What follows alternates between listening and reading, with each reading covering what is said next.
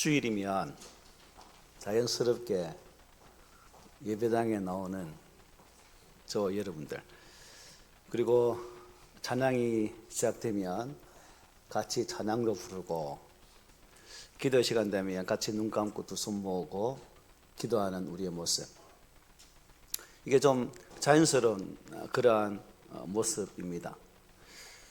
그리고 또 예배에 좀 익숙해지면, 그게 몸에 배어지면 그게 자동적으로 또 앉으면 저절로 눈을 감는 그런 모습을 우리가 쉽게 볼 수가 있습니다. 이런 익숙함은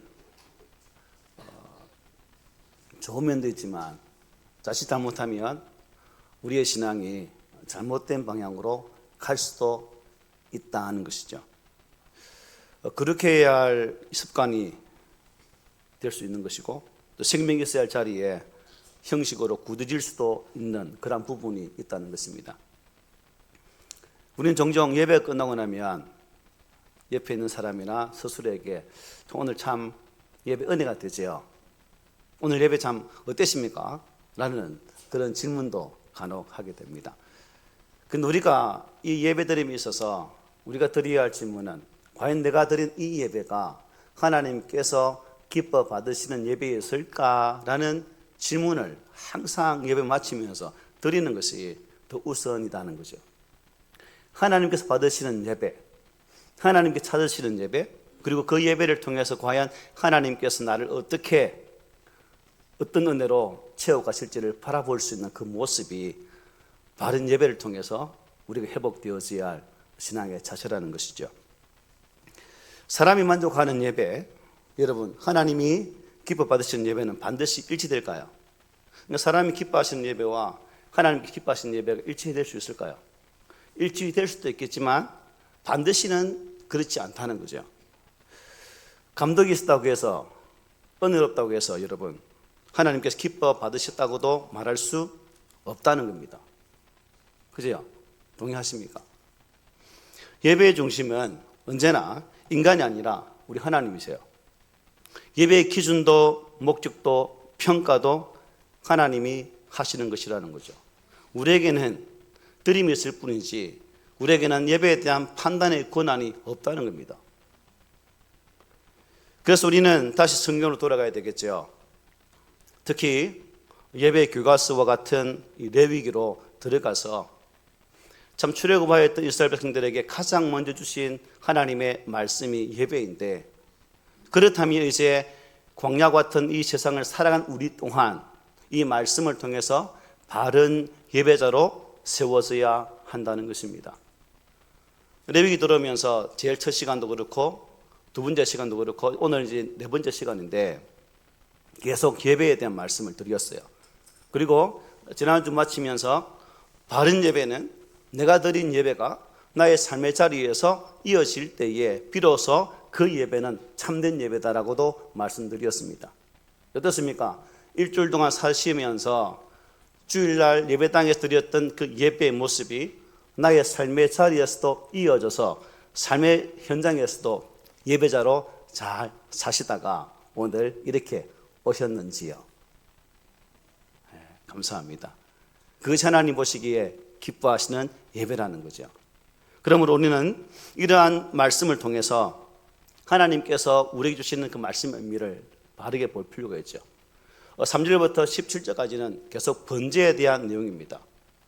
하나님께 온전히 헌신의 제사를 드리는 모습, 그리고 그 예배를 통해서 우리를 온전히 태워드리는 그 예배, 즉 나의 온 열정을 다 들여서 예배 드릴 때 그 예배가 참된 하나님께서 기뻐 받으시는 예배가 될 수 있다는 사실입니다. 오늘은 이제 지난주 양염소였는데 새해의 번제까지 이어지는 모습을 볼 수가 있죠.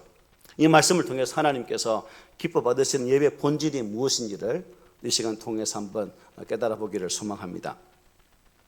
오늘 본문을 보면 1장 10절 초반부에 이렇게 말씀합니다. 만일 그의 예물이 양이나 염소의 번제이면 이라고 말씀하죠. 이 말씀은 단순한 제사 규정의 시작이 아닙니다. 이 짧은 문장은 예배의 본질을 웅변적으로 보여주는 말씀이기도 해요. 여기 예물이란 말은 단순히 물질을 의미하지 않습니다. 예물은 하나님께 나아가기 위한 하나의 통로죠. 예배는 사람이 하나님을 찾아내는 행위가 아니라 하나님께서 죄인에게 허락하신 은혜의 길이요 은혜의 통로라는 것입니다. 이 사실을 믿으십니까? 이스라엘 백성들은 스스로 하나님께 나아갈 수가 없었어요. 왜 그렇습니까? 하나님은 거룩하시고 인간은 죄 가운데 있기 때문에 거룩과 죄는 공존할 수 없기 때문입니다. 그러면 하나님께서는 예배를 통해서, 제사를 통해서 그들이 죄사함을 받고 하나님의 거룩한 은혜로 나오기를 원하기를 바라면서 이 제사의 법을 우리에게 주셨다는 거죠. 거룩과 죄는 결코 공존할 수 없고 또한 그 하나님 앞으로 나갈 수 없다는 사실입니다. 그러므로 저와 여러분 또한 예수 그리스도의 속죄 은혜가 아니고는 하나님의 은혜 앞에 설 수가 없다는 사실이에요. 구주 예수께서 나를 위해 땅에 오셨고 그분이 친히 십자가에서 화목제물 되심으로 우리의 죄를 사하시고 그 구속의 은혜를 믿는 자에게 아버지 하나님께 나아갈 수 있는 은혜, 특권이 주어져 있다는 사실입니다. 하지만 우리가 이 특권을 알고도 있고 또한 이 특권이 너무나 중요함도 삶을 통해 느끼고 있지만 이제 우리는 저두에 말씀드린 것처럼 예배가 습관화되어 있고 또한 형식으로 치우치다 보니까 그 하나님의 거룩한 은혜가 무엇인지 그 은혜의 가치가 어떤 것인지를 새카맣게 잊어버리고 살아가고 있다는 사실입니다. 그러므로 저 여러분들은 이 레위기를 통해서 다시금 은혜의 길을 여신 하나님, 예배를 통해서 우리와 만나주신 하나님, 또한 그 만남을 통해서 우리에게 참 생명의 가치를 허락하신 그 하나님을 다시 만남으로 우리 안에 새로운 재창조의 역사가 또 새로운 믿음의 길을 열어가는 그 은혜가 있기를 소망해 봅니다. 우리는 예배가 인간이 시작한 행위가 아니라 하나님께서 죄인에게 이뤄주신 그러한 거룩한 은혜의 기름을 항상 생각을 해야 됩니다. 그리고 예배는 선택이 아니라 은혜이고 또 습관이 아니라 특권이라는 사실을 항상 가슴속에 새기면서 살아가는 그런 성도들이 되시기를 바랍니다. 히브리서 기자는 이 은혜를 이렇게 선포합니다. 히브리서 10장 19절입니다. 그러므로 형제들아 우리가 예수의 피를 힘입어 성소에 들어갈 담력을 얻었나니라고 외치고 있습니다. 오늘 우리가 예배의 자리에 설 수 있는 이유는 나의 경건 때문도 아닙니다. 나아가 나의 신실함도 아니라는 거죠. 그렇다고 우리 열심도 아니요 우리 어려움도 아닙니다. 오직 하나님께서 길을 열어주셨기 때문이다 하는 사실이죠. 믿으십니까 여러분? 이 사실을 잊을 때 예배는 습관이 되는 것이고 형식이 되는 것이고 종교적 행사에 그치게 되는 것이죠. 그러나 이 사실을 붙들 때 예배는 다시 경외심으로 감사와 공존하는 살아있는 제사가 될 수 있다는 것입니다. 그렇다면 그렇게 거룩한 하나님 앞에 나아갈 때 저와 우리들은 과연 무엇을 가지고 어떤 태도로 서야 할까요? 하나님은 아무 예배나 받지 않으시거든요. 어떻게 하나님께 나갈 것인가? 본문은 하나님께 드려지는 예배는 어떤 모습이 하는가에 대한 질문을 던지고 있습니다. 1절 하반절에 이렇게 말씀하죠. 흠없는 수것으로 드릴지니, 흠없는 것으로. 번제용으로 드리는 희생제물은 반드시 흠이 없어야 된다는 것이죠. 그리고 수것이어야 했습니다. 지난 시간에 말씀드리기를 수것은 뭘 의미한다고 했죠? 대표성을 의미한다고 말씀을 드렸습니다. 하나님은 제물의 조건을 분명히 하셨죠. 하나님께 드리는 제물은 남은 것, 쓸모없는 것이 되어서는 안 된다. 상처 없고 병들지 않고 가장 좋은 것, 흠없는 제물이 되어야 한다라고 하셨어요. 이것은 여러분 단순한 외형적 문제가 아니라 하나님께 드리는 예배는 곧 하나님께 대한 신앙 고백이 되어야 한다는 것입니다. 오늘 여기에 앉아있는 이 예배 또한 나의 전심을 하나님께 드립니다라는 고백으로 드려져야 하나님 받으시는 예배가 된다는 거죠. 하나님께 드리는 예배는 곧 나의 신앙 고백입니다. 여러분 매주일마다 예배 드릴 때마다 하나님 전심으로 찬양합니다. 하나님 내 마음 다해 하나님을 경외합니다. 나의 찬양을 받으시고 나의 온 마음 되어 드리는 나의 마음 열정 또한 주님 연락하시기를 바랍니다는 그 신앙 고백으로 드려주고 있습니까? 이 고백이 회복되어야 되겠죠. 흠 있는 제물을 드린다는 것은 무슨 의미일까요, 여러분? 저와 여러분들이 하나님 예물 드릴 때 흠 있는 것 드린다는 것은 하나님은 이 정도면 충분하겠지. 즉, 나 자신이 하나님을 판단하고 있다는 사실이죠. 우리가 감히 하나님을 판단할 수 있을까요? 하나님은 인간에게 재단 받으시는 분은 아닙니다. 하나님은 인간에게 어떠한 판정을, 평가를 받으시는 분이 아니라는 거죠. 하나님은 최고의 영광을 받으시기에 합당하신 살아계신 분입니다. 말라기 선지자는 이렇게 말해요. 흠 있는 예배를 드렸던 그 당시의 이스라엘 백성들을 이렇게 책망했습니다. 너희가 눈먼 희생 제물을 바치는 것이 어찌 악하지 아니하며 저는 것, 병든 것을 드리는 것이 어찌 악하지 아니하냐. 결국 흠 있는 제물을 드린다는 것은 그 자가 악하여져 있다는 의미가 되겠죠. 여러분, 하나님께서 우리의 형편을 모르실까요? 잘 아셔요. 그런 하나님은 그 형편보다 뭘 보시는 거예요? 우리의 마음의 중심을 보시는 거죠. 시간이 남아서 드리는 예배가 아니라, 힘이 있어서 드리는 그런 예배가 아니라 가장 소중한 것을 하나님께 드리는 그 예배를 하나님은 기뻐하신다는 사실입니다. 오늘 우리의 예배를 한번 돌아보십시다. 예배당에 나와 있는 저와 여러분들의 예배에 대한 모습을 보자는 거죠. 하나님께 최고의 시간, 최고의 집중, 최고의 마음을 드리고 있는지, 아니면 지친 마음에 남아있는 잔여물로 여기 앉아서 어찌할 수 없는 그러한 형편에 내몰려서 이 자리에 앉아 있는지 한번 살펴보자는 겁니다. 예배는 하나님께 무엇을 받기 전에 하나님께 무엇을 드리고 있는지를 잘 살펴야 되는 것입니다. 우리는 하나님께서 흠없는 제물을 요구하신 이유가 여러분 형식 때문이 아니라 하나님은 예배자의 마음을 보시기를 원한다는 사실을 항상 명심해 드리겠습니다. 무엇을 드리느냐, 곧 하나님을 어떻게 여기냐에 따라서 우리 예배의 고백이, 예배의 태도가 바뀔 수 있다는 거죠. 하나님의 가치, 하나님의 위치를 아는 자, 모르는 자와 분명한 예배의 질적인 차이가 존재한다는 거죠. 그럼 여기서 한 걸음 더 나아가서 하나님께서 여러분 단지 좋은 것만 요구하지 않으셔요. 단지 뭘 요구하실까요? 하나님은 예배자가 일부가 아니라 전부를 드리기를 원하고 있다는 것입니다. 전부. 이제 번제의 핵심으로 돌아가 보겠습니다. 번제는 왜 전부 태워 드리는 제사일까? 왜 전부 태워 드리는 제사일까?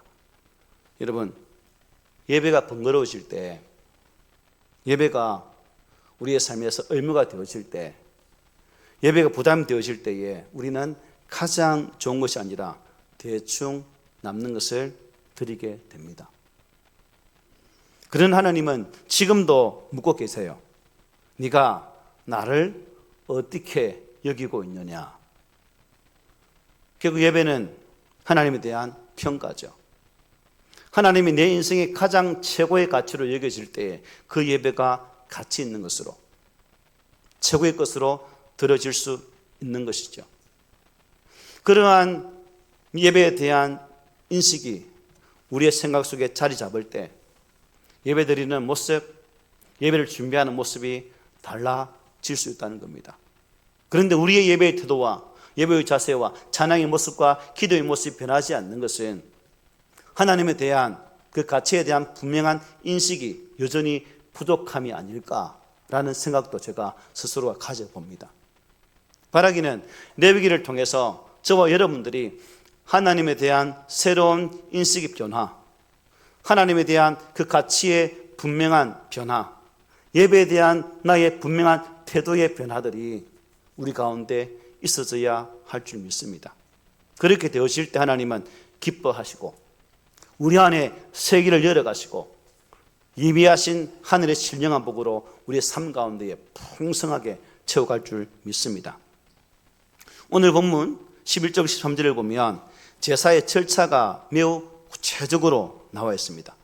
11절에 보면 이렇게 말씀하죠. 그가 제단 북쪽 여호와 앞에서 그것을 잡을 것이요 아론의 자손 제사장들은 그것의 피를 제단 사방에 뿌릴 것이며 라고 말합니다. 13절에 보면 이렇게 말씀하죠. 제사장은 그 전부를 가져다가 제단 위에서 불살라 번제를 드릴지니 라고 증거합니다. 11절에 보면 제물을 여호와 앞에서 잡으라고 말씀하셨죠. 이것은 번제의 제물은 전적으로 하나님을 위하여 바쳐지는 것임을 강조하기 위함입니다. 그렇다면 오늘 성도들이 하나님께 드리는 이 헌금과 예배도 마찬가지일 것입니다. 헌금과 예배란 사람이 아니라 오직 하나님 한 분만을 위하여 드리는 것이 되어야 된다는 거죠. 여러분, 예배는 자기 기준, 자기 방식이 아니라 하나님의 방식으로 드려져야 하는 겁니다.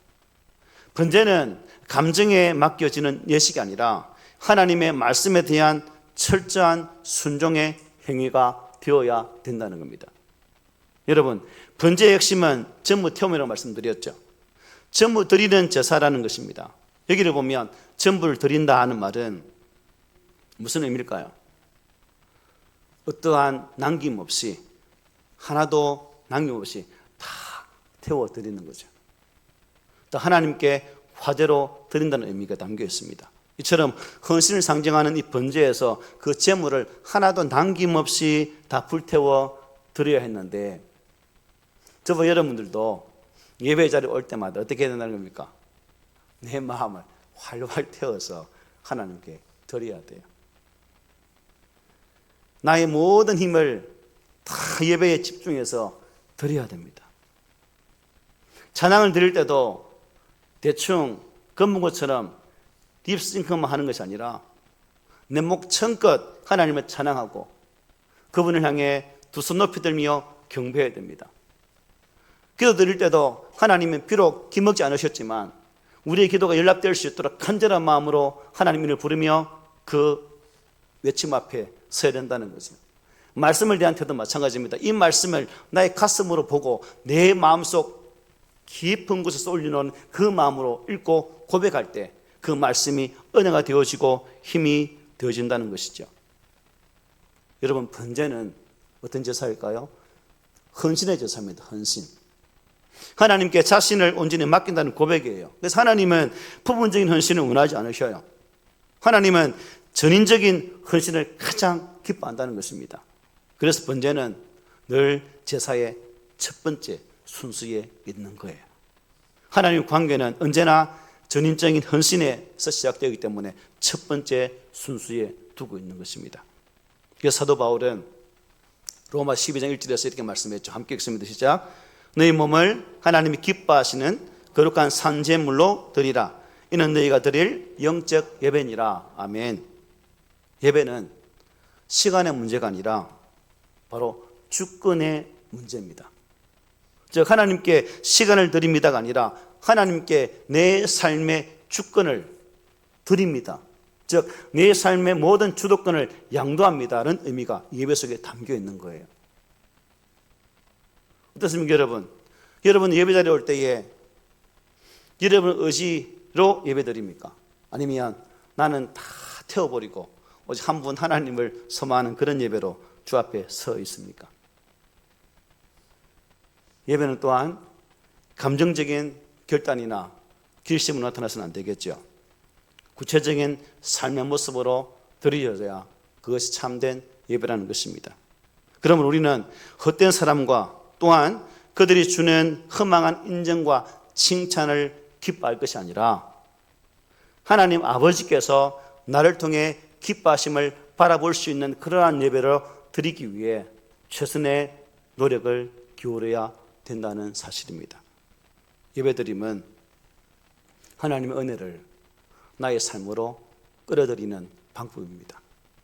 하나님 은혜 주세요, 하나님 복 주세요라고 외치기 전에 과연 내가 나의 전심으로 나의 하나님을 맞이하고 있는가? 여러분이 그 하나님을 내 온 마음을 다하여 내 마음을 활짝 열고 내 마음속에 주님으로 진정으로 모셔드릴 때 하나님은 은혜를 흘려보낼 것이고 그 가운데 하늘의 복을 허락할 줄 믿습니다. 자, 그렇다면 여러분, 하나님은 어떤 방식의 헌신, 어떤 예배의 질서를 기뻐하실까요? 어떤 것? 본문의 제사규례는 매우 구체적이라고 말씀드렸습니다. 어디서 잡을지, 누가 피를 뿌릴지, 무엇을 씻을지, 어떻게 태울지까지 모두 하나님께 다 정해 두셨어요. 이것은 분명한 메시지가 담겨 있는 부분이죠. 예배는 즉흥적이 아니라는 거예요. 예배는 감정의 폭발도 아니라는 겁니다. 예배는 인간의 창작물이 아니라 하나님의 계시에 대한 순종이어야 되어야 되는 거죠. 하나님 말씀에 대한 순종이 바로 예배라는 겁니다. 사무엘은 이렇게 선언했죠. 순종이 제사보다 낫고 듣는 것이 순양의 기름보다 낫다라고 고백했습니다. 하나님은 예배의 화려함보다 말씀 앞에 무릎 꿇는 태도를 기뻐하십니다. 말씀을 듣고도 삶이 변화되지 않는 예배는 하나님께서 기뻐하시는 예배가 결코 아닙니다. 참된 예배는 예배당에서 끝나지 않고 삶의 순종으로 이어지는 예배입니다. 예배는 말씀 앞에서 무릎을 꿇는 행위이고 또 그 말씀을 따라 살아내겠다는 언약의 갱신과도 같은 것입니다. 이처럼 여러분, 우리의 예배 모습이 얼마나 많이 바뀌어져 있습니까? 지금 우리는 예배가 인간의 취향이나 여러분 적극적인 감정이 아니라 하나님의 말씀에 대한 순종으로 드려야 된다고 제가 말씀드렸습니다. 하나님은 예배 열기보다는 예배 이후에 순종을 더 기뻐하신다는 사실을 꼭 기억하는 우리 모두가 되기를 바랍니다. 혹시 여러분 예배 드리면서 그러면 나는 예배에 자격이 없는 거 아닐까? 내가 이런 모습으로 예배 드리는데 그냥 하나님께서 나의 예배 기뻐하실까? 내가 보여지는 것, 내가 드려지는 것, 사람이 볼 때는 너무나 빈약하고 연약한 것인데 우리 하나님이 이것을 기뻐 받아주실까? 라는 마음 없습니까? 그런데 하나님께서는 그런 마음을 아시고 이어지는 말씀을 통해서 우리에게 위로와 은혜를 공급하여 주시는 모습을 볼 수가 있습니다. 하나님은 여러분 거룩하실 뿐 아니라 나의 형편, 우리의 형편을 가장 잘 아시는 분이다 하는 사실을 이어지는 말씀을 통해 깨닫게 됩니다.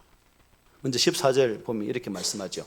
만일 여호와께 드리는 예물이 새의 번제이면 이라고 말씀합니다. 여기서 우리는 하나님의 깊은 긍휼함 그리고 하나님의 놀라운 은혜가 드러나고 있는 것을 볼 수 있죠. 양도 염소도 드릴 수 없는 아주 가난한 자들을 위해서 하나님은 새의 번제를 허락하셨어요. 중요한 것은 제물의 크기가 아니라 뭐예요? 그 사람이 드릴 수 있는 최선의 모습이었다는 겁니다. 그러나 더 놀라운 사실이 있죠.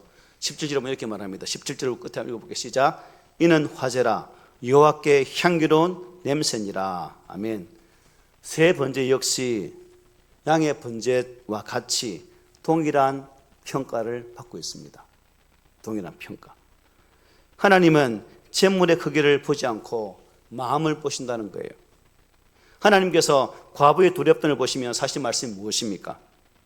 이 가난한 과부는 헌금함에 넣는 모든 사람보다 많이 넣어두라. 양을 보았다면 에게 그게 뭐니? 라고 말씀하겠죠. 그러나 그렇게 말씀하지 않으셨어요. 하나님께서는 제물의 가치와 상관없이 드리는 사람의 정신과 헌신만 확인할 수 있다면 얼마든지 향기로운 제물로 받으셨다는 사실입니다.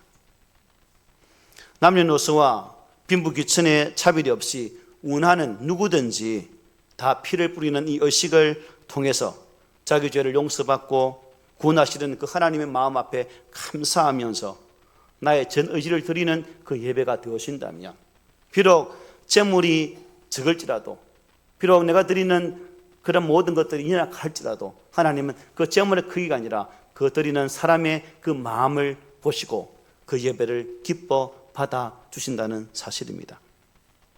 하나님은 재물의 크기를 보지 않으시고 무엇을 보신다고 말씀드렸습니까?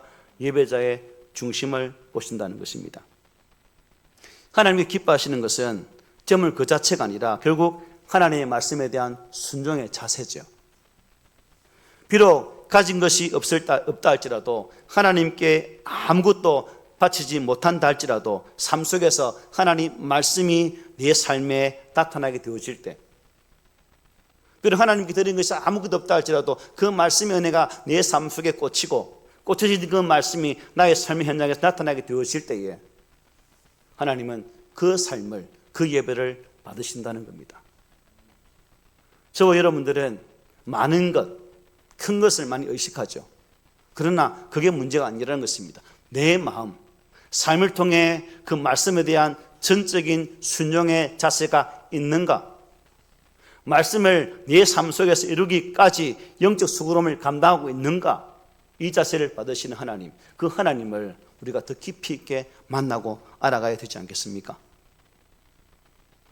번제는 결국 누굴 가리키죠? 우리 주님을 가리킵니다. 그런 의미에서 모든 예배는 어디로 이어져야 할까요? 십자가로 이어져야 됨을 볼 수 있는 거죠. 예수 그리스도에게로. 예배 가운데, 말씀 가운데 예수님의 구속의 은혜를 빼버린다면, 십자가의 놀라운 사랑의 은혜를 빼버린다면 과연 그 예배가 진정한 예배가 될 수 있을까요? 그러므로 구약의 모든 희생제물은 결국은 예수 그리스도를 향하고 있다는 사실입니다. 히브리 10장 10절에 이렇게 선언합니다. 이 뜻을 따라 예수 그리스도의 몸을 단번에 들이심으로 말미암아 우리가 거룩함을 얻었노라. 아멘. 오늘 우리가 더 이상 번제를 드리지 않는 이유가 뭡니까? 완전한 번제이신 예수 그리스도께서 이미 당신의 몸을 하나님께 번제로 드렸기 때문입니다.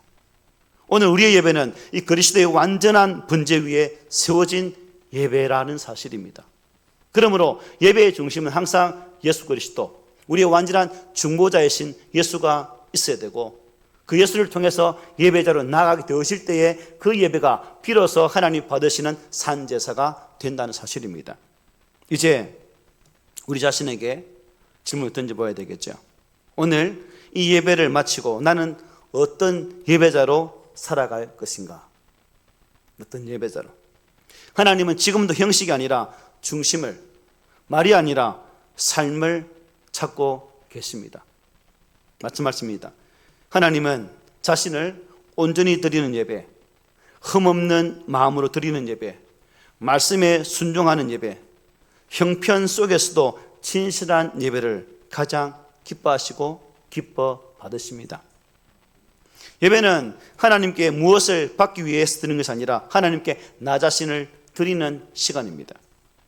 오늘 우리의 예배가 다시 거룩함을 회복하기를 원한다면 하나님 앞에서 그런 드려왔던 나의 가벼운 예배의 태도를 벗어버리고 우리의 중심으로 하나님을 두려워하면서 감사하고 그분을 온전한 경외함으로 드리는 그 예배로 우리가 만들어 가야 되지 않겠습니까?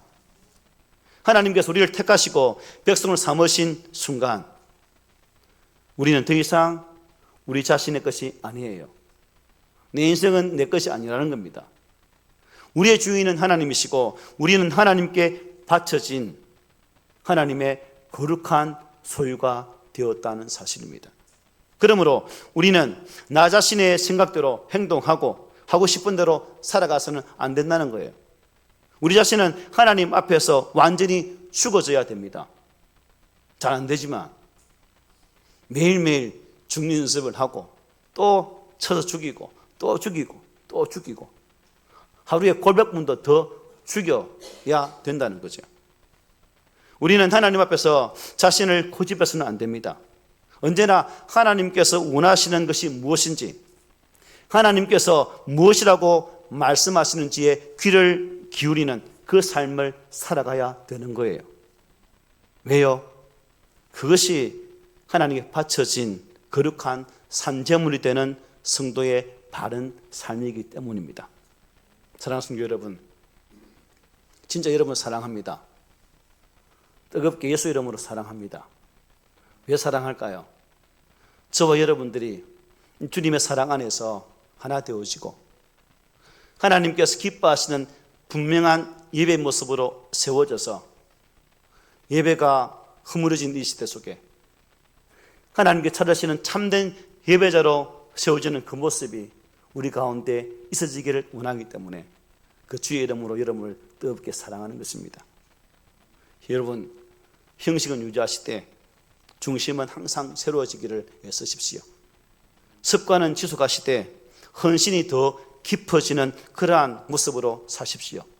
그럴 때 여러분의 삶은 하나님께 향기롭게 올려지는 그러한 번제의 제물이 되는 삶을 사는 삶이 될 것입니다.